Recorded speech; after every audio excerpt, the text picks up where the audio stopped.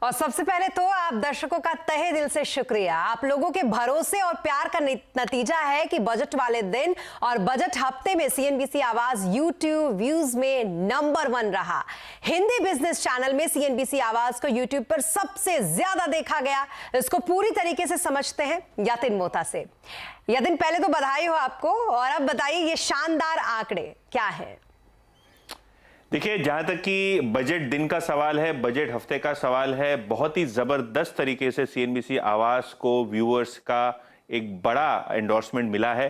अगर हम बजट दिन की बात करें तो लगभग यूट्यूब पे 19 लाख व्यूज हमको आए हैं, और सोशल मीडिया की बात करें तो पूरे बजट हफ्ते में हमने बहुत ही जबरदस्त तरीके से व्यूज जनरेट किए हैं। इनफैक्ट अगर हम कॉम्पिटिटर की बात करें, जो नज़दीकी कॉम्पिटिटर हैं, उनसे लगभग 169% ज़्यादा हमारी व्यूअरशिप रही है बजट के हफ्ते में।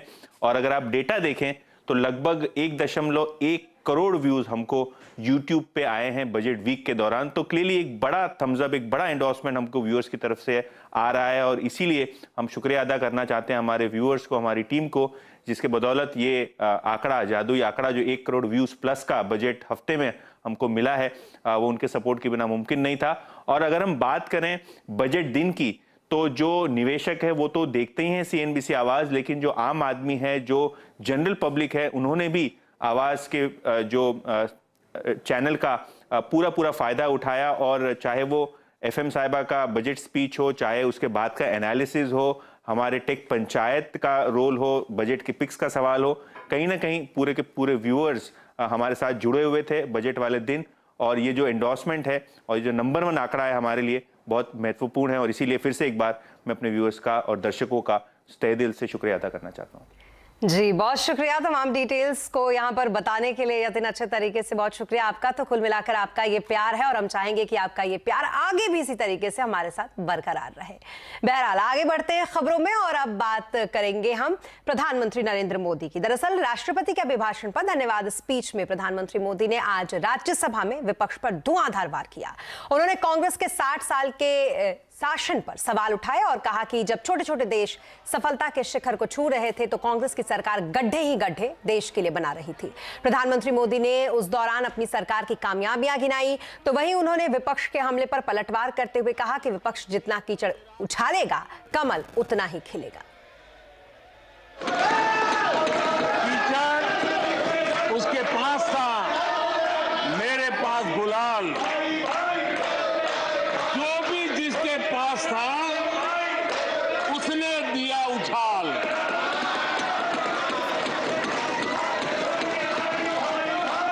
और अच्छाई है,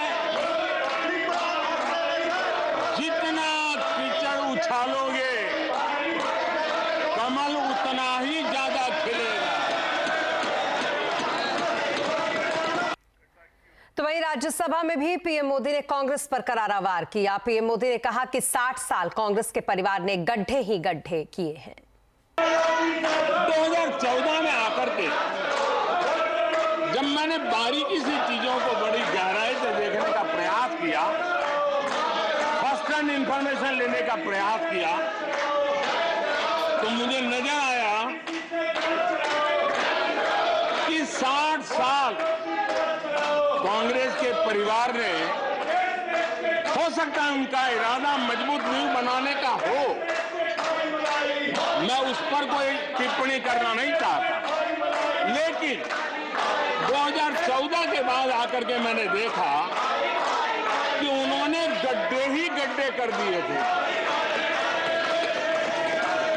उनका इरादा नींव का होगा, लेकिन उन्होंने गड्ढे ही गड्ढे कर दिए थे। आदरणीय सभापति जी,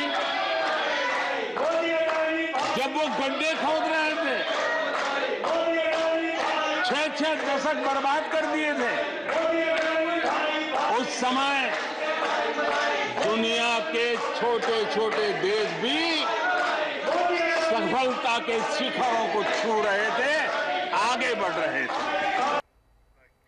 तो वहीं संसद में अदानी ग्रुप के मामले को लेकर आज भी जबरदस्त हंगामा देखने को मिला। यहां पर कांग्रेस के अध्यक्ष मल्लिकार्जुन खड़गे के कुछ आपत्तिजनक बयानों को सदन के रिकॉर्ड से हटा दिया गया।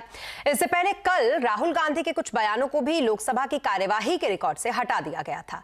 खड़गे के बयानों को हटाने के बाद राज्यसभा में हंगामा देखने को मिला। खड़गे ने कहा कि उन्होंने अपने संबोधन में कुछ भी गलत नहीं कहा था।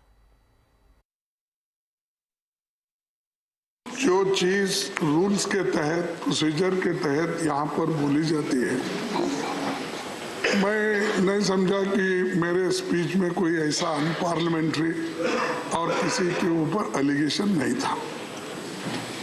लेकिन फिर भी उसमें आप चुन चुन के चंद शब्दों का गलत अर्थ निकाले, ऐसा तो नहीं बोलूंगा कि आपको उसके बारे में कुछ अगर संशय है तो वो अलग ढंग से पूछ सकते थे।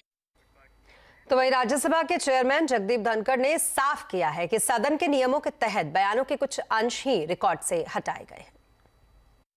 Honorable members, I examine the proceedings in the light of rules framed by the House, and Rule 261 casts an obligation on me to make such sweeping observations that everything has been removed is not appropriate. I expect the honorable members first to go through what has been expunged. I would urge you again that we are in a house where some decorum has to be maintained. तो इधर